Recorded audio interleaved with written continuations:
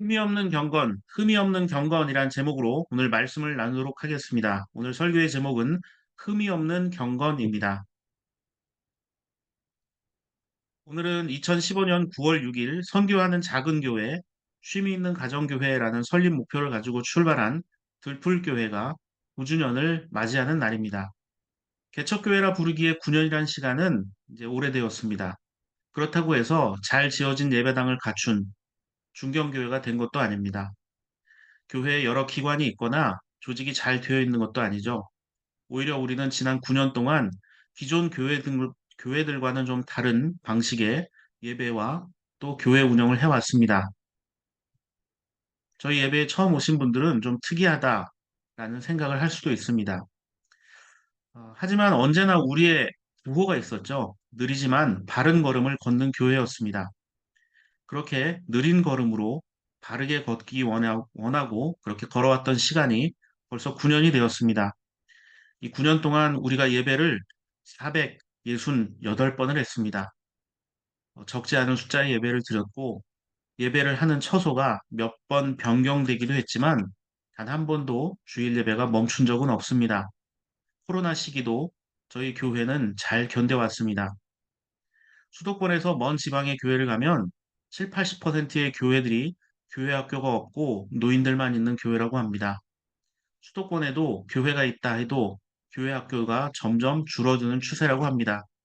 이러한 시기에 저희 교회는 3월에 예배당도 없는 들풀교회가 어린이 예배당을 먼저 만들었습니다. 어른 예배당이 없는데 어린이 예배당을 먼저 만든 교회에 관한 이야기는 들어본 적이 없습니다. 이것 또한 우리 교회만의 특징일 것 같습니다. 그리고 교회 첫 성경학교를 8월에 실시했습니다. 모든 교우들이 기도해 주시고 기쁘게 동참해 주셔서 짧았지만 수준 높은 성경 캠프를 감사하게 진행할 수 있었습니다. 지난 9년간 저희 교회는 매년 많지는 않았지만 교회 재정의 4분의 1을 선교비로 지출하며 선교사님들과 이웃들을 섬기는 건강한 신앙의 공동체로 세워져 왔습니다. 들풀교회는 눈에 보이는 자랑거리가 많이 없습니다. 뭐 내세울 것도 없고 누구에게 소개할 것도 없습니다. 하지만 우리는 매주 예배를 통해서 자유롭고 건강한 신앙생활을 하려고 노력하고 있습니다. 주보를 보시면 교회 첫 예배 순서지에 게시된 별내 들풀교회를 시작하며라는 글이 있습니다. 매년 교회 창립일이 되면 이것을 읽고 같이 생각을 나누었었는데요. 올해는 읽지는 않겠습니다. 시간 되시면 꼭 한 번씩 읽어보시고 우리 교회 이름이 왜 들풀교회인지 그리고 우리 교회는 무엇을 지향하는 교회인지를 알아주시면 감사하겠습니다. 들풀교회는 9년 동안 하나님 은혜로 견뎌왔습니다. 이 땅의 모든 교회는 인간이 스스로 세울 수 없는 미자립 교회입니다. 교회는 하나님께서 세워주시는 것이어야만 하기 때문입니다. 들풀교회는 인간의 편리함이 아니라 오직 하나님의 영광을 위해 불편을 감수하는 교회가 될 것입니다. 그리고 교우 여러분도 예수님처럼 누군가의 배경이 되어 섬기는 그러한 삶을 살아가는 복된 인생이 되기를 바랍니다. 인간이 일으켜내는 업적은 하나님 앞에 아무것도 아니죠. 그래서 고린도전서 1장 25절에서 하나님의 어리석음이 사람의 지혜보다 더 지혜롭고 하나님의 약함이 사람의 강함보다 더 강합니다. 라고 말합니다. 인간이 아무리 지혜롭다 한들 세상을 창조하신 하나님의 지혜를 뛰어넘을 수 있겠습니까? 사람이 아무리 뛰어난 능력이 있다 한들 세상을 창조하신 하나님의 능력을 넘어설 수 있겠습니까? 우리는 우리의 창조자이신 하나님을 믿고 그 아들 예수 그리스도를 우리 삶의 주인으로 모시는 자들입니다. 생명이란 말이 있습니다. 생명. 그 한자어의 뜻을 풀면 생이라는 것은 소가 땅에 난 풀을 먹는 것을 형성한 것이라고 합니다. 그래서 생이란 것은 선택할 수 있는 것이 아니라 태어나 보니 처하게 된 환경, 즉 주어진 조건 속에서 살아가는 것을 생이라고 합니다. 그리고 명은 말로 시킨 것을 지킨다라는 뜻입니다. 태어난 것, 즉 생이 내가 선택할 수 없는 것이라면 명은 내가 왜 사는지, 어떻게 살아야 하는지 의미를 묻고 그 의미를 따라가며 바꿀 수 있는 것을 뜻합니다. 그래서 생명이 있는 인간에게는 다른 동물에게서 찾아볼 수 없는 아주 중요한 특징이 한 가지 있습니다. 그것은 늘 물음표가 있는 인생을 살아간다는 것입니다. 인간의 고귀함이란 무엇일까요? 태어나는 것 자체를 숙명으로 받아들이고 다른 여타의 동물 중처럼 약육강식의 법칙을 따라 사는 것이 아닙니다. 각자의 강함에서 나오는 것이 아닌 서로의 약함을 받아들이는 데 있습니다. 우리 교회가 강한 자들만 살아남는 생태 속에 있었다면 분명히 오래전에 문을 닫고 들풀교회 이름은 흔적도 없이 사라졌을 것입니다. 그러나 우리에게 생명을 주시고 함께 하시는 하나님의 은혜로 말미암아 또 이 예배에 참석하면서 늘 신앙의 물음표를 던져왔던 저와 여러분들의 삶을 통해서 우리는 약함 속에서도 지금까지 하나님 은혜로 견뎌올 수 있었습니다. 동물의 세계에서 극히 일부를 제외하고 대부분 약하거나 병들면 도태됩니다. 생존에 적합하지 않으면 다른 동물들의 먹이가 될 뿐입니다. 하지만 인간은 다릅니다. 약한 상대를 지킬 줄 압니다. 왜냐하면 내가 사랑하는 그 대상이 소중하다 여기는 순간 그것에 대해서 최선을 다해 나의 삶을 헌신할 수 있기 때문입니다. 제가 지난주에 이진희라는 분이 쓴 긴밤의 약속이라는 책을 읽었습니다. 저는 이 책을 읽으면서 좀 많이 울었습니다. 왜냐하면 영화보다 더 비현실적인 사랑에 관한 이야기였기 때문입니다. 저자는 사랑하는 여자친구가 있었습니다. 그런데 2014년, 지금부터 10년 전 여자친구가 뇌출혈로 쓰러져서 1급 장애인이 됩니다. 지금도 눈동자를 움직이거나 웃고 우는 것 말고는 아무것도 못합니다. 말도 할 수 없고 손과 발도 움직일 수 없고 자기 스스로 용변조차 처리할 수가 없습니다. 저자는 2014년부터 그렇게 장애를 갖게 된 여자친구를 무려 10년 동안 결혼도 하지 않은 상태로 돌봅니다. 그리고 매일 간병 기록을 남겼습니다. 그 내용이 올해 6월 출간이 되었습니다. 이 책에서는 우리가 흔히 기대하는 기적 같은 회복의 드라마나 드라마 같은 그런 사랑 이야기는 하나도 존재하지 않습니다. 책을 읽는 내내 너무나 절박한 현실의 벽만 느껴질 뿐입니다. 자신이나 여자친구의 집안은 가난했고, 심지어 여자친구의 어머니는 소아마비로 인해 딸을 돌볼 처지도 되지 못했고, 당연히 저자의 부모님도 이러한 만남을 반대할 수밖에 없었겠죠. 특히나 그 아버지도 극심하게 반대를 하다가 몇 년이 지난 후에 겨우 화해하게 됩니다. 저자는 누구도 알아주지 않았던 외롭고 처절했던 그 10년의 시간을 책에서 이렇게 표현을 합니다. 10년 전 그녀의 곁에 남기로 마음먹은 이후 지금까지의 일은 너무나도 당연하게 흘러갔다. 그녀 대신 머리를 감기고 음식을 떠먹이고 양치질 해주고 침을 닦아주고 손톱을 깎아주고 얼굴을 긁어주고 잠을 재운다. 심지어 수경 혼자서는 힘을 쓰지 못해 자유롭지 못한 배변 활동까지도 그녀의 배를 눌러가며 대소변을 받아내고 기저귀를 교체하는 일이 이제는 자연스러운 내 일부가 되었다. 책을 보는 내내 의구심이 들었습니다. 이 사람은 왜 이렇게 사는 것일까? 무슨 생각으로 이런 결정을 했을까? 왜 지금까지 포기하지 않고 있을까? 책에서 저자는 분명 자신의 행동을 후회한다고 말합니다. 이런 일이 10년이 걸릴 줄 알았다면 그녀 곁에 남지 않았을 거라는 솔직한 이야기도 고백을 합니다. 그럼에도 불구하고 지금까지 견뎌왔던 것은 사랑하기 때문이라고 말합니다. 그는 10년간 간병을 한 이후에 사랑에 대해서 이렇게 정의를 내렸습니다. 10년이 지나고서야 조금씩 알게 되는 것이 있다. 사랑은 말로써 완성되는 것이 아니라 결심과 행동으로 이루어가는 과정이라는 것을 매번 그리도 가볍게 소비되고 마는 사랑이란 말을 자주 써왔지만 그 단어는 말로 표현될 때보다 행동으로 전달될 때 몇백 배 강력한 힘을 얻는다. 네. 사랑은 말로 하는 게 아니라 끊임없는 결심과 행동으로 하는 것이라고 말합니다. 그것도 단 한 번에 이루어지는 것이 아니죠. 과정이라고 말합니다. 즉, 포기하고 후회할 만큼 지루하고 힘든 시간을 견뎌내야만 합니다. 저는 책을 보는 내내 너무나 고통스러웠습니다.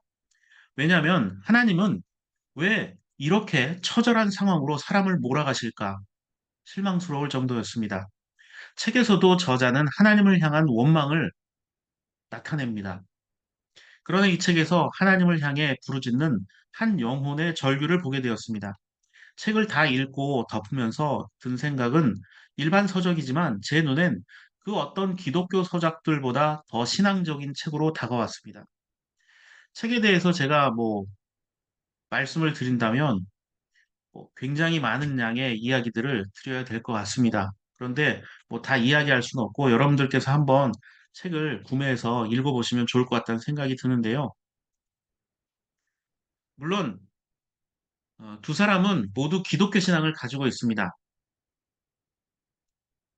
하지만 책이 나오고 많은 사람이 관심을 갖게 되었다 해서 병세가 호전되거나 상황이 달라진 것은 없습니다. 그러나 그 속에서도 여전히 함께 하시는 하나님을 저는 이 책을 통해서 보게 되었습니다. 우리는 성공하고 높은 자리에 올라선 사람들의 이야기를 간증이란 이름으로 들으며 감동을 받습니다. 그러나 그건 소수에 지나지 않습니다. 절대 다수의 사람들은 성공하지 못하고 실패하죠. 언제나 1등은 하나이고 나머지는 모두 1등이 아닙니다. 저는 교회 공동체가 관심을 두고 함께 듣고 기도해야 하는 이야기는 이런 좌절과 절망의 이야기여야 한다고 생각을 합니다. 인간의 약함과 그 약함 가운데 서로 돌봄의 기적을 말하는 것이 더 중요하다고 생각하고 교회가 해야 할 일은 그러한 일이라고 생각합니다. 앞서 나가는 한 사람이 아니라 뒤처진 모두가 함께 갈 수 있는 곳이 교회가 되어야 합니다. 그래서 만약 기회가 된다면 저는 저자를 저희 교회 간증 강사로 초대하고 싶다는 생각까지 하게 되었습니다. 우리는 이 세상에서 위로받을 것이 없습니다. 어떤 사람들은 살아가는 것 자체가 고통일 수 있기 때문입니다. 오늘 세 번째 본문 마가복음 7장 21절에서 23절은 이렇게 말합니다. 악한 것들이 어디에서 나온다고 말하죠? 밖에 있는 것들이 사람을 더럽게 하는 것이 아니라 바로 자기 속에서 나오는 죄와 불순종이 우리를 하나님과의 관계에서 끊어지게 만든다고 합니다. 우리가 질병과 사망의 고통 가운데 있는 이유는 뭐죠? 우리가 잘못하고 잘못 태어나서 재수가 없었기 때문이 아니라 우리의 죄 때문이다라고 말합니다. 그럼에도 불구하고 하나님은 이런 인간을 용서하시고 사랑하셨습니다. 그리고 앞으로도 계속 사랑하실 것입니다. 단, 전제 조건이 있습니다. 바로 예수 그리스도를 통해서만 가능하다는 것입니다. 1563년에 만들어진 하이델베르크 교리문답이 있습니다. 그 교리문답의 첫 번째 질문은 살아서나 죽어서나 당신의 유일한 위로는 무엇입니까? 라는 질문입니다. 여러분은 뭐라고 답변하시겠습니까? 여러분의 유일한 위로가 무엇입니까? 살아서나 죽어서나. 우리가 숨을 쉬고 살아있을 때에는 나를 위로해 주는 것이 많죠. 물질이나 명예, 권력이 그렇습니다. 또 사랑하는 사람도 우리에게 위로가 될 때가 있습니다. 요즘은 반려동물에게서 위로를 받는 분도 많습니다. 그래서 자기 재산을 물려주는 일도 있습니다. 반려동물에게 왜 위로를 받냐고 하니까 집에 가면 나를 반가워해주고 내가 어떤 말을 해도 다 들어주기 때문이다. 말대답 안 하기 때문이다라고 말하죠. 자, 이렇게 사람이 살아있으면 어떻게든 위로받고 보상을 받을 수 있습니다. 그런데 문제는 죽어서 어떻게 위로를 받을 수 있을까요? 죽어서 위로를 받는다. 이게 무슨 뜻일까요? 죽으면 다 끝이라고 생각하는 사람이 많지 않습니까? 살아서나 죽어서나 나를 위로해 줄 수 있는 것이 세상에 존재할까요? 죽으면 가져갈 수 있는 것 세상엔 존재하지 않습니다. 그렇다면 그것은 물질이 되어서는 안 되겠죠. 유한한 것도 되어서는 안 됩니다. 영원한 것이어야 합니다. 그렇다면 인간의 생사를 초월한 것이 또한 되어야 합니다. 그게 무엇일까요? 교리문답의 답은 이렇습니다. 살아서나 죽어서나 나는 나의 것이 아니요 몸도 영혼도 나의 신실한 구주 예수 그리스도의 것입니다. 나는 나의 것이 아니다. 이게 답변의 서론입니다. 내 몸과 영혼의 주인이 있고 그 주인이 우리를 위로해 주시는데 죄로부터의 해방, 보호, 구원, 영원한 생명의 확신, 기쁨으로 살아가도록 하신다는 겁니다. 우리는 희로애락의 감정을 가지고 살아갈 수 있습니다. 주일 예배를 마치고 성질나며 화가 날 수도 있고 또 기분이 좋았다가 갑자기 슬퍼질 수도 있습니다. 이게 살고 죽는 모든 인간의 과정일 뿐입니다. 하지만 사나 죽거나 한결같이 그 속에서도 우리가 희망을 품고 위로를 얻을 수 있는 것, 그 주인이 바로 예수 그리스도라고 말합니다. 예수 그리스도께서 내 삶의 주인이라는 것을 아는 자들은 주님을 위해 살아가게 됩니다. 그리고 항상 주님을 의지하게 됩니다. 로마서 14장 8절은 이렇게 말합니다. 우리는 살아도 주님을 위하여 살고 죽어도 주님을 위하여 죽습니다. 그러므로 우리는 살든지 죽든지 주님의 것입니다. 자, 그렇다면 어떻게 주님이 우리의 주인 되심을 고백하며 살 수 있을까요? 신앙생활의 핵심은 들음과 행함 사이의 거리를 극복하는 것입니다. 우리는 어찌 보면 너무나 많은 정보에 휩싸여 살아갑니다. TV나 인터넷에선 언제든 유명한 목사님들의 설교를 보고 들을 수 있습니다. 꼭 주일에 교회 가지 않아도 집이나 산이나 들이나 여행지에서 혼자서 예배할 수 있습니다. 코로나 이 시기 이후에는 이런 현상이 더 심화되었습니다. 저는 건강하고 긍정적 모습이라고 생각합니다. 교회가 좀 더 자유로워져야 하고 다양한 곳에서 다양한 방식으로 하나님을 만날 수 있어야 한다고 생각하기 때문입니다. 자, 어디서나 하나님 말씀을 듣고 예배할 수 있는 세상이 되었습니다. 그렇다고 해서 이 세상이 좀 더 밝고 따뜻한 곳이 되었을까요? 그런 것 같진 않습니다.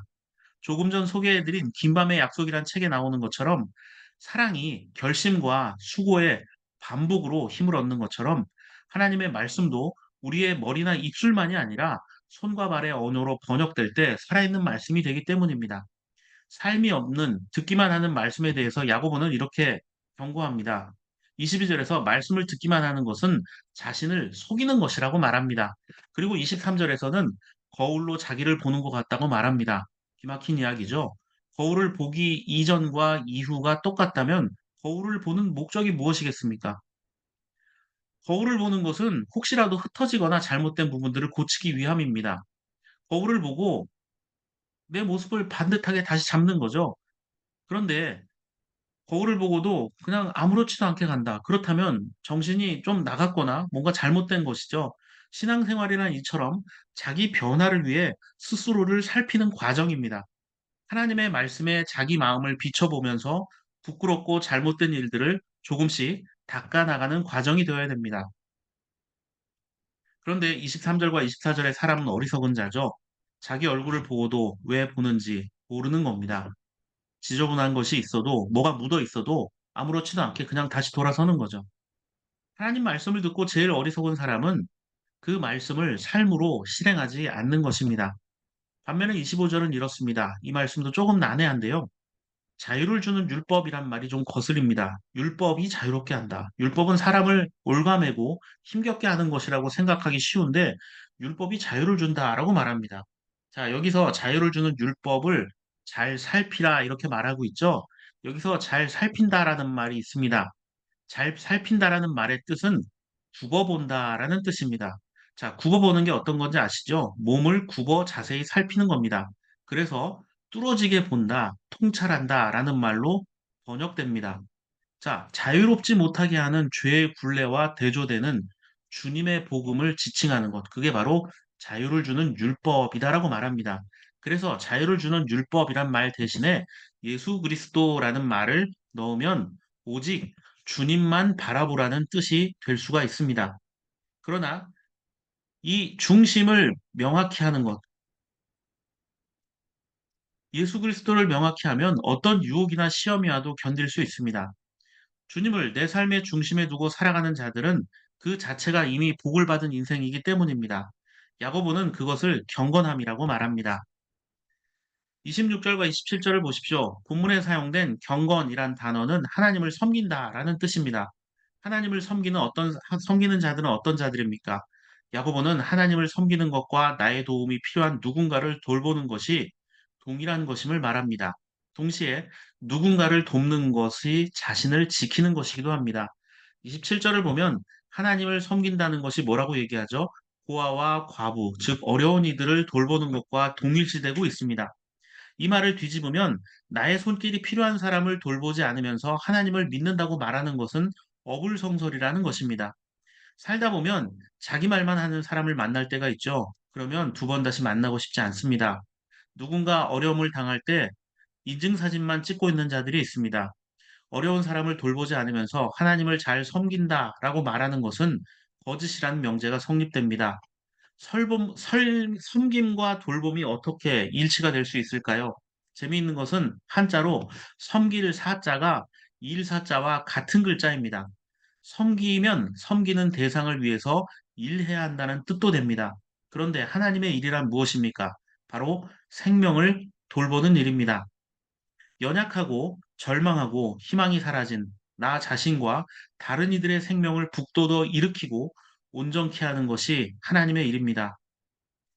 비록 하나님을 절망하고 하나님께 원망하고 절규하며 하나님이 계시냐라고 물음을 할 수는 있습니다. 하지만 그러한 가운데에서도 누군가 돌보고 있다면 그것은 하나님의 일입니다. 하나님께서 원하시는 섬김은 내가 누군가에게 꼭 필요한 사람이 되어주는 것입니다.